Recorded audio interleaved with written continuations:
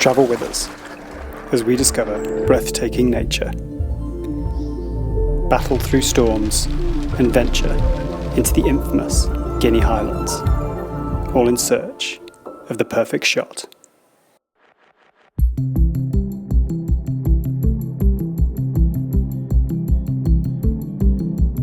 Before I tell you about the shot that we're looking for here, first let me tell you about the roads. If we thought the roads were bad in Bissau, yeah, they weren't this bad in Bissau. And this was the road from the border, from Guinea-Bissau into Guinea.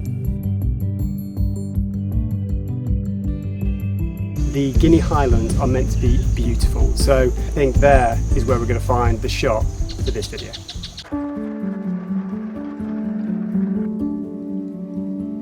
€1, all of these mangoes. Guinea felt like a continuation of Guinea-Bissau. More breathtaking nature. And a chance meeting with El Vagamundo, who have been a huge inspiration for our African journey to date. We hit it off and spent time doing classic overlanding chores. Before it was time to just soak in this watery wonderland.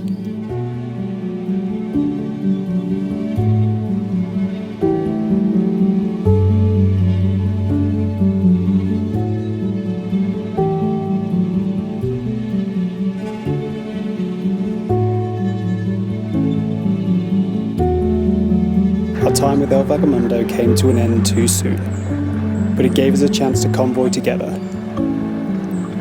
saying see you later. We'll certainly see you again. We are on a track heading towards Conakry. How good is the road here? I would give this road a 5 out of 10. It's better than some parts of the main road, but it's not great. Is it okay if the video is not really still because it's impossible to hold the camera? It's authentic. Just seen the lightning and heard the thunder, so we're racing to get to camp. Waking up to these views gave us a hint at what we might find as we ventured further east and into the Guinean Highlands. We had a good feeling about the shots that awaited us down the road.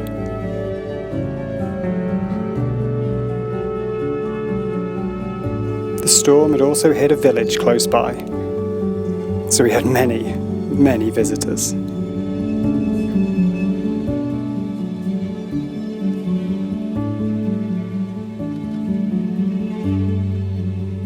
We love searching for shots and telling stories, and sharing our experience with you. That's why we've launched a special ebook aimed at helping you become a stronger visual storyteller. There's a link in the description below. We're so proud of this book and hope it will inspire the storyteller in you. We just had a few days in Conakry doing lots of visas for part of the journey, and when we were there we actually had the realization that my visa for Guinea was issued with some sort of mistake. Long story short, we are planning on staying here for another 10 days or so, but we actually need to leave in 4 or 5 days. So the whole journey that we are planning on the Highlands will need to be a bit faster, actually a lot faster than we wanted. 300k on the roads in Guinea. Our navigation app says 3 and a bit hours. I reckon it's going to be more like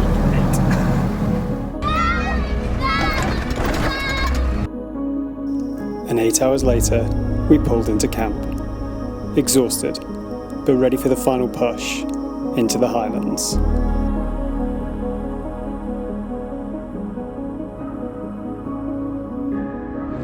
The storms had left their mark here. We didn't know if the challenge would be found beneath our rudder or behind our lens as we searched for the perfect shot. It's very tropical. I don't know what to say. It's just really beautiful. We forged on through what has become, to our eyes, classic scenes of West Africa. They are scenes that will always remind us of adventure, of what can be discovered when you take the path less trodden when you say why not and hell yes, and let's give it a go. There's a bridge. Very interesting bridge. One chance.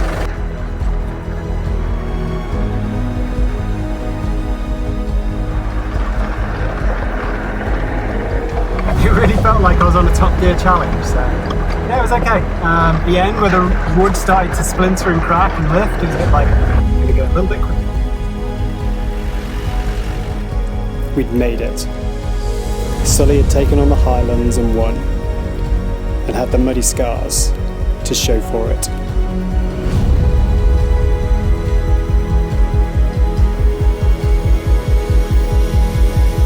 This is a very cool camp spot. We have one valley here, one valley there. It's amazing. It's really special. It was indeed special, and perhaps even a place where a photograph or two might emerge if we just looked hard enough.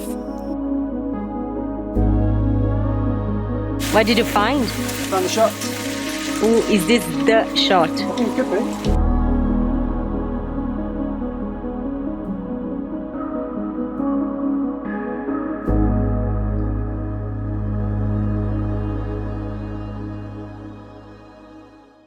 If we thought our camp was special the night before, in the morning, it felt like we never awoke. We simply remained in a dream. Nirvana lay around us. We had left the world below.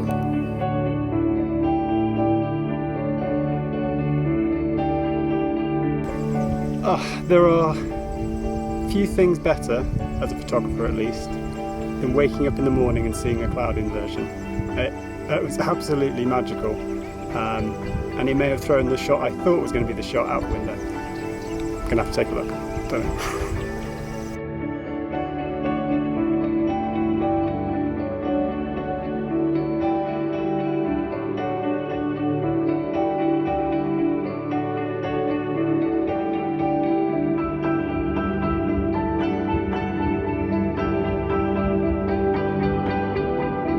As we descended from our piece of heaven, I could only ponder a classic quote.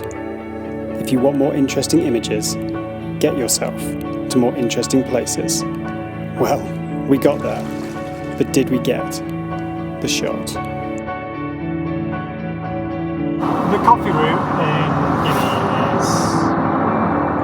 it puts all of the pains of the visas in Conakry behind us. It was really, really magical. Yeah, really loved it. Too short. But leaving one place means you get to discover another. And that, well, that is one of the best things about overlanding.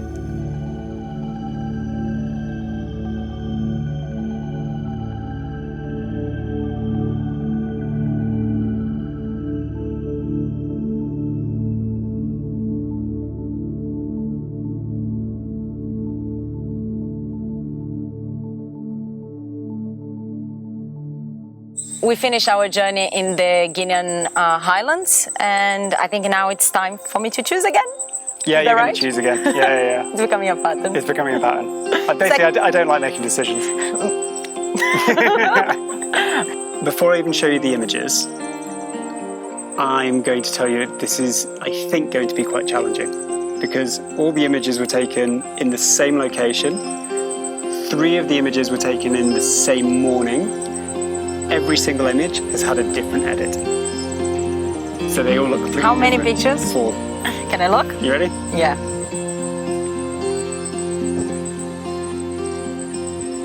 Yeah, that's absolutely unfair. And you can just see the sun in the centre of the frame just coming up behind the trees. There's a really mystic quality to this. And it's one of the great things about cloud inversions and about mist is the way that it gives an image depth. Foreground, the mist, the hill, the mist, the hill, the mist. Like, it just gives you that depth. And the way I guess I edited it was to make more of that colour of the sun, of that orange, the magenta hues coming through into that mist. And I think it just gives a real warmth to the image. I really like the colors. I think that there is something almost vintage to it. Yeah.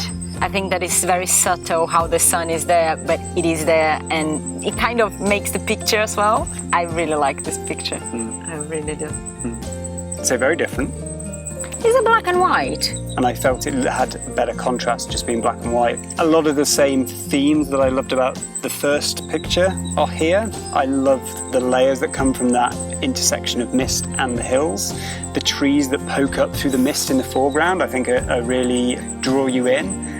But I think to me what really makes this image is again that kind of line, that S-curve that goes through from this valley in the foreground through to actually where the sun is kind of rising in the background. Yeah, I absolutely get the movement. My eyes travel and it's really nice to see the trees.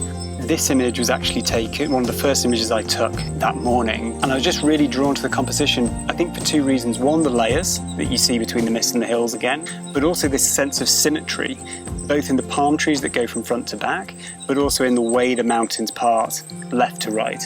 And I played around for ages with the colour of this, like should I make it warm, should I make it cold? Like, felt going blue, because it was in the mountains, there was a coolness there. It just seemed to fit this image so much better in that tone before the sun had risen. I love the symmetry. I love how my eyes get to the two trees on the third layer of the image. I don't love the edit. I feel it's a bit too much. Yeah, it's maybe too blue. Yeah. It's interesting because it's one I did play around with colour a lot. I've made a decision, but I think it's maybe one of those images looking at it again where it needs more time, it needs more work to get the right colour. Because I think the composition is there. I think but I think this image is all about the contrasting tones more than the colour. So maybe it's another image that would work better in black and white. And so the last image, which is, this was taken the night before. This is the road we'd actually driven in on to get to the spot we were at. But the things I really like about it, one, I like the simplicity of it. Secondly, I like the tonal range this sits in, the red and the green. Yeah. And that's kind of it.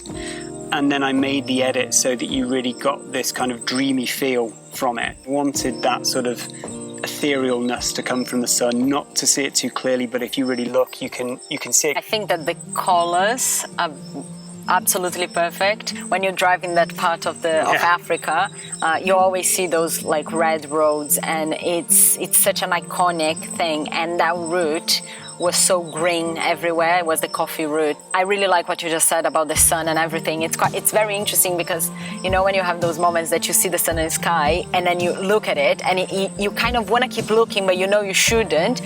That picture does that to me. Like I want to keep looking at the sun, and in a way it's fine. Like it's not gonna hurt. So it is fine. And I keep looking, trying to find the definition of the sun.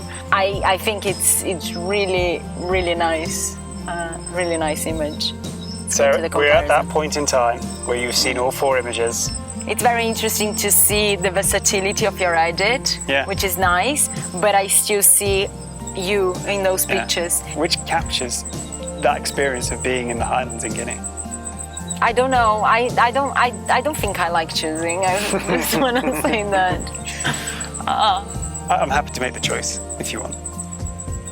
Yeah, you can go ahead. Because I would have chosen the blue one. Really? But I think you're right. I think it's gone too blue. But I think it's also interesting you say that captures your experience of the Guinean Highlands. You were still sleeping when I was out taking a lot of these shots in the morning. So I think our experience of the Guinea Highlands might be slightly different. No, you didn't say experience of it's because it's a fair point, but I saw, very important to say, I saw You did. I saw from the bed, which counts. Yeah.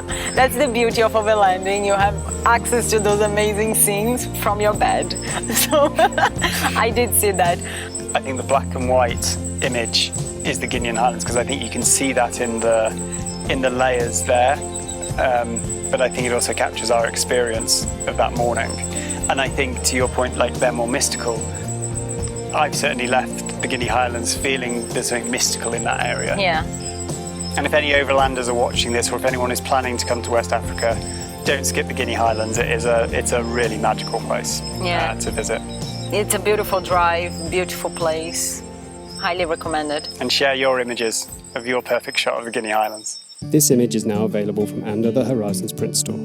link in the description below. As usual, this image is only available for a limited time, just 1 month from the day this video launches. After that, this print will never be available again. Thank you for joining us on our journey. Now, own a piece of the adventure. Goodbye, Mount Nimba. Goodbye, Guinea.